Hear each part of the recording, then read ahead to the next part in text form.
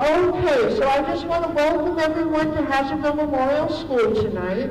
And we're so thrilled that so many parents could come out tonight, grandparents, to hear about how to retell a story with your child. And we have Mr. Tom McCabe here tonight, our storyteller, and we have Mrs. Jennifer Thompson, our speech and language pathologist, who are going to give us some very good strategies on how to retell a story. So we're going to listen up very carefully because we're going to be looking for some people to share ideas, all right? All right, here's Mr. Tom McCabe. Do you want me to give it? Yes, please. Okay. All right, so thank you very much, parents and kids, for coming out tonight so that we could tell a story together. Your parents probably don't know that you're expert storytellers with the help of my friend. What's his name? Brady. This is Brady. And Brady helps the children to retell a story. So you're going to learn what the children are already learning and are using in their classroom. Brady is a narrative language tool that helps us to have all the important elements in retelling a story. So in a nutshell, as you can see the poster right here, the head on Brady stands for the character in the story. So every story that you listen to or you tell has a character, whether it is a person or an animal. The star on Brady stands for the setting, which is where and when the story takes place. So the kids are learning the different visual icons, and they're learning that each visual has a different element to the story, but it also pairs along with a WH question word, being who, where, when, what, and how. So children this age developed this tool when they decided to help their teacher in retelling stories.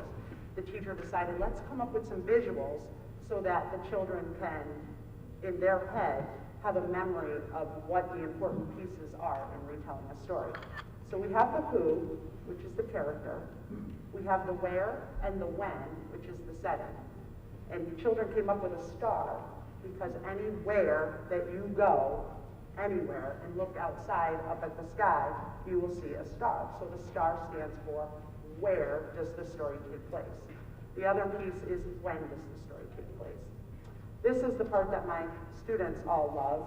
Who can help mom and dad know what this is called? The kickoff. And we take our hand and let's show them how we do it. We kick the story off. So this tells us why we want to read the story. So we take a story off the shelf, and right away we might learn who the character is and where the story's happening. But if the story ends there, it's really not that exciting. This is the part that makes you keep turning the pages. It's the kickoff. What does the character want to do? Some of our stories may have problems, but some of our stories are just things that the characters want to explore, things that they want to do. So the students ask themselves, what happens in the story? What does the character want to do? And then on this part of Brady, on his other leg, are these beads. And so each bead stands for the different actions that happen in the story. So again, going along with the what, it's what happens, all the different events. So we mostly are focusing on 3 events right now. I do have 4 because I think the story we're telling might go best with 4 beads. So can you, boys and girls, help me to retell? We would say first, next, then, last. And then who knows what this piece is right here? No. It's the bow. And what do? We have the whole story in our hands right now. Hold that story. We have the character, we have the setting, we have the kickoff, and we have all these events. But we have to end the story, right? The story has to have an ending. So we have to wrap it up, just like we wrap a gift up. So we take the story, wrap it up. So the question we ask is, how does the story end? Okay, so all of our questions have a question with it. Can you do it with me, boys and girls? Who is the story about? Where does the story take place? When does the story happen? what does the character want to do?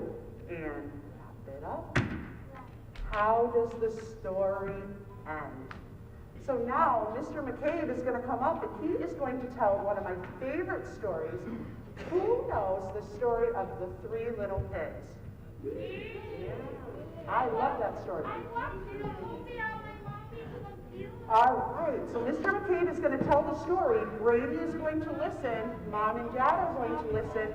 And then as a group together, we're going to show Mom and Dad how we use Brady to retell the story. And just so you all know, you will be getting a bookmark that Mrs. Mazzoli showed you with all of these visual pieces that will go in the book. So at home when you're reading with your child, you can help them to retell the story. The basis behind using something like this is that in order for children to become better readers, they have to be able to retell a story. That's a big piece. Right now, the children are working so hard on actually decoding and learning the words, but as they become better at that and more fluent, you want them to comprehend what they're reading, and you want them to be able to tell the story in order. And so it's a very linear way of retelling a story. It also will help them with writing a story. Once they can tell a story orally, then they should be able to write the story. You can't write unless you can talk orally about the story. So we're going to practice that tonight. Take it away, Mr. McCabe. All right, it's the tale of the three pigs. How many pigs are we talking about here? We're talking about 3 pigs. And I think they have names. I think Mom named them, they're triplets. Mom named them Porky, Oink, and Bacon Bits. One day, actually one night, what time? It was nighttime. Up in the bedroom, Mom was tucking in the 3 little pigs, and Mom said, little piggies, they were kindergartners. But when you're a kindergarten pig, you're really grown up. And Mom said, piggies, you have to go out into the world, learn lots of stuff, and make sure to build a house for yourself to protect you from the big bad wolf. They started out down the road the next day super early, right about sunrise.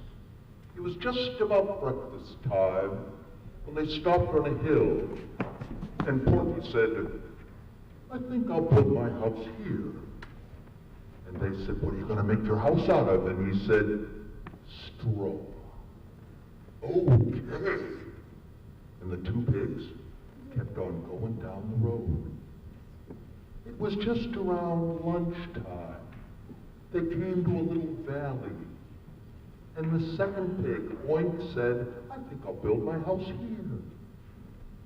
And Bacon Bits said, what are you going to make it out of? And the second pig said, twigs. I like them. Okay, said Baby Bacon Bits, and started off down the road. It was just about dinner time. There was a little space right next to the river, and Baby Bacon Bits said, I think I'll build my house here. But there was no one to ask Baby Bacon Bits. So Baby Bacon Bits asked himself, what shall we make it out of? I think we'll make it out of bricks. Oh, good. I like bricks. So do I. Let's get to work. Building their houses. Good thing, too, because in no time at all, along came a wolf. And wolves love piggies. It was right around breakfast time. The wolf was coming down the road, came to a hill, looked and said, there's a house. It's got a piggy in there. I could have myself some breakfast. The wolf went up to the straw house and said, let me come in. Let me come in. But the piggy said, not by the hair of my chin, chin, chin. And the wolf said, then I'll huff, and I'll puff, and I'll blow your house in. Took one deep breath and the house just blew away. There was the piggy, Porky. Ah! And Porky took off running down the road and kept running till he got to Oink's house. Along came the wolf, right about lunchtime. looked at that house made of twigs and said, there are 2 pigs in there. I think I'm gonna have myself some lunch. Walked up to the window and said, let me come in. Let me come in. But the 2 piggies said, not by the hair of our chinny chin chin. The wolf said, then I'll hop, and I'll pop, and I'll blow your house in. Took 1 breath, but the house sat there. Took a 2nd breath, and the house just blew away. Now, Porky and Oinkus like, ah! And off down the road they ran, and didn't stop till they got to little Bacon Bit's house made out of brick. Along came the wolf, right around dinner time. The wolf looked and said, ooh, a house with 3 piggies. I'm gonna have myself some dinner. Walked up to the window and said, let me come in, let me come in. But the 3 piggies said, not by the hair of our chinny chin chin. And the wolf said, then I'll hop, and I'll pop, and I'll blow your house in. But this house was made out of brick. The wolf took a deep breath, blew out, and nothing happened. Took a deep breath, blew out, and nothing happened. Took 1 more breath, blew out, and nothing happened. Poor wolf was getting very dizzy. The pigs were inside, they started giggling, and they were gonna make themselves some dinner. They were making soup. They got a little fire going in the fireplace. They're chopping up the vegetables, they're getting everything going. But the wolf was determined. The wolf climbed up onto the roof, looked over and saw the chimney, thought, I'll surprise him with this one. Jumped into the chimney, and right down the chimney went the wolf. The only problem was those piggies were making dinner. They were making some soup. The wolf landed right in the pot. It was almost boiling. The wolf screamed, "Ah!" and took off running. And they say the wolf has been running ever since. But the 3 little piggies, they sat down. They actually invited their mom over. They had a little dinner, had some soup, and said, Mom, we learned a lot. We built our houses. Thank you. We're all set to go. And that's the story of 3 little piggies.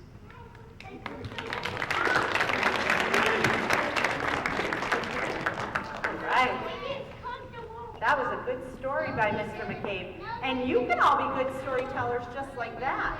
You can make up your own stories, and you can have your character, and your setting, and your kickoff, and you can have different things that happen in your story, and then you can wrap it all up. That's what Mr. McCabe did. He took a story that we're all familiar with, and he told it all by himself. He read the story as a kid, and now he's able to retell the story. Did he do a really nice job? Yeah, and he told it in order, so it was easy for us to listen to. So let's see if we can show Mom and Dad how we retell the story. Okay, so the first part is going to be the character. So I'm going to ask you, who was the story about? The 3 little pigs and the big bad wolf. Excellent. Yeah, so we had a few characters. We didn't just have one character. And remember, I said our characters could be people or animals. And this story is about animals.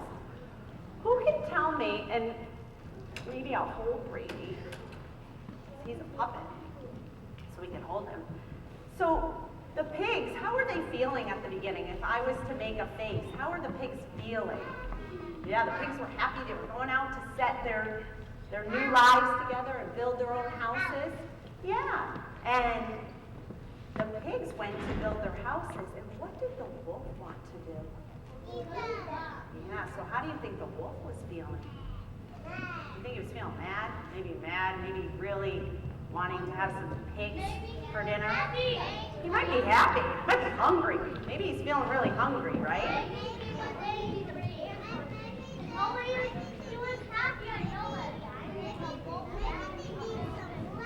Yeah, maybe he's hungry. Okay, so now let's go to the setting, which are the 2 stars, because I'm going to ask you, where does the story take place and when does the story take place? Mr. McCabe definitely told us a time of day that the story started. Who can tell me when the story started?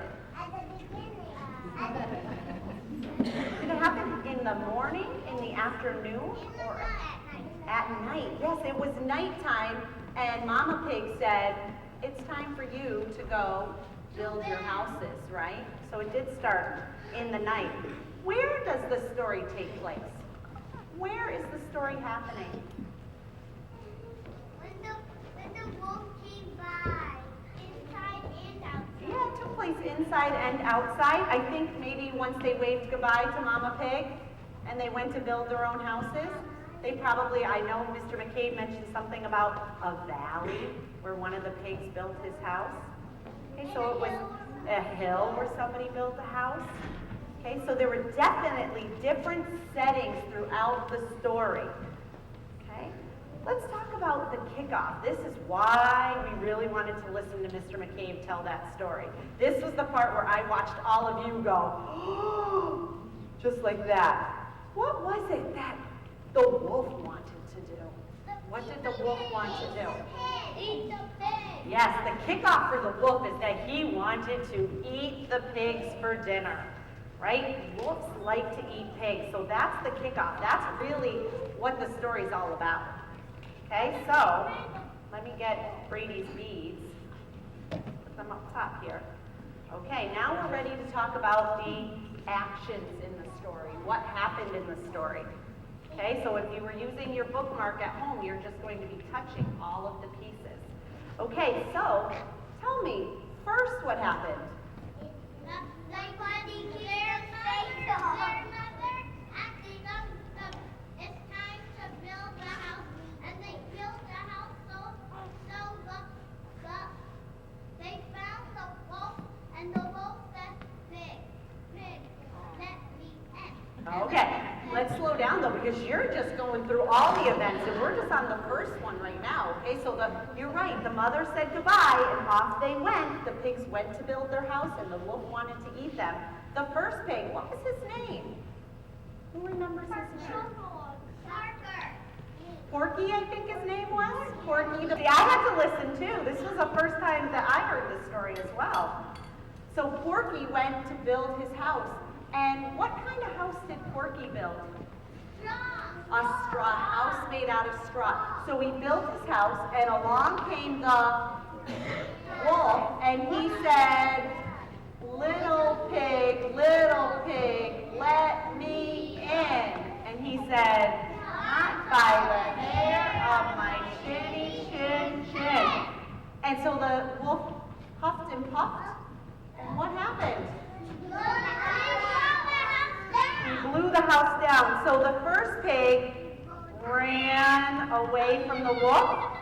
What happened next? What happened next?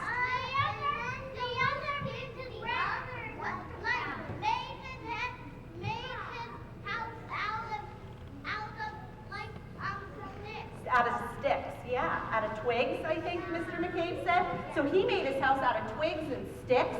And so the big bad wolf came along and said, little pig, let me in.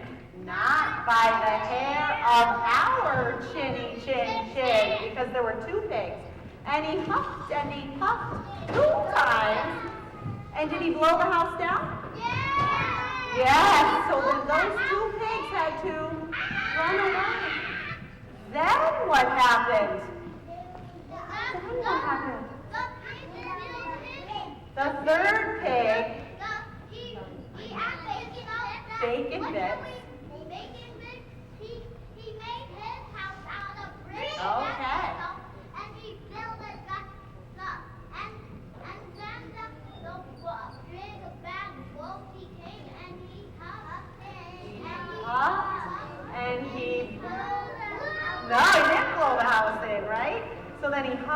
puffed again, and he still didn't blow the house down, and then one more time, and did it blow down, boys and girls? No. How was the big bad wolf feeling at this point? How was the big bad wolf feeling? Yeah, I like that. He's feeling sad. Angry. That's an excellent word. The big bad wolf was feeling angry. I'm also going to give you another word. The big bad wolf was feeling frustrated. How many of you have felt frustrated before when you try something and it doesn't work? Well, that's what happened to the big bad wolf. So, does the story end there? No, I have one more bead. What did the big bad wolf decide to do? Last. Okay. Last, the wolf climbed up on the roof and he thought, I'm going to get those pigs. And he went down the... Now let's wrap it up.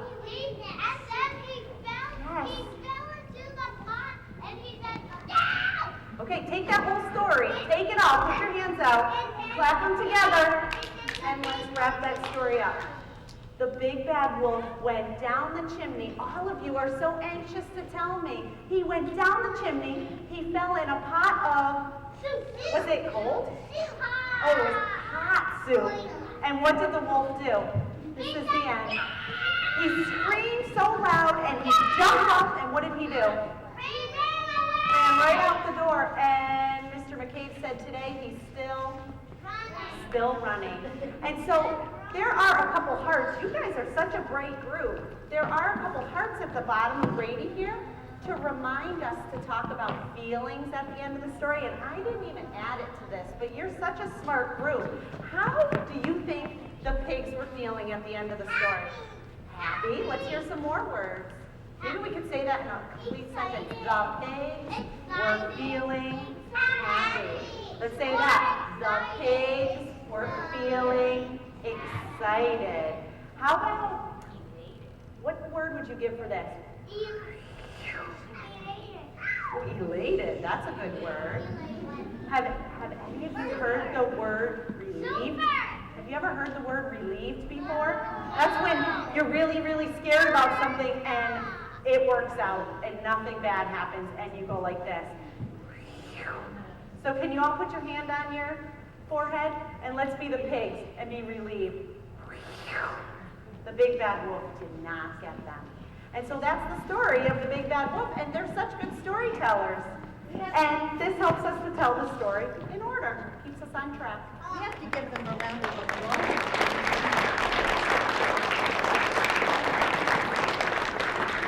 The last thing I just wanted to share with everybody is this tool is used for kindergarten and some of my first graders. And then as they transition and they get to the older grades, then I use more of the linear tool. So this is more kid-friendly. It's a puppet.